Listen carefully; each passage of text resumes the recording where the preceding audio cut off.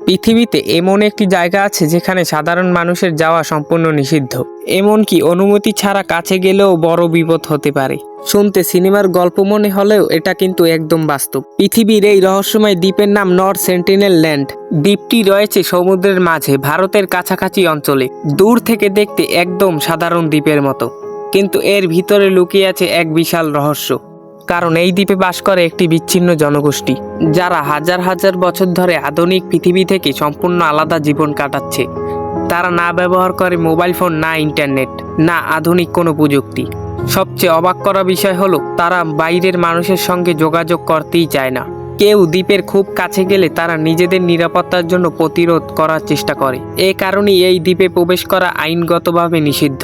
সরকারও এই দ্বীপের কাছাকাছি যেতে কঠোর নিষেধাজ্ঞা দিয়েছে। আপনাদের মনে হয়তো একটা প্রশ্ন জেগে উঠেছে, তাদের ভাষা কি, তারা কিভাবে জীবনযাপন করে, তাদের আসল ইতিহাসই বা কী?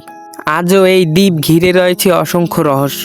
এসব প্রশ্নের অনেক উত্তরই এখনো অজানা। তাহলে বলুন তো, আপনি কি এমন রহস্যময় নিষিদ্ধ দ্বীপে যেতে সাহস করতেন?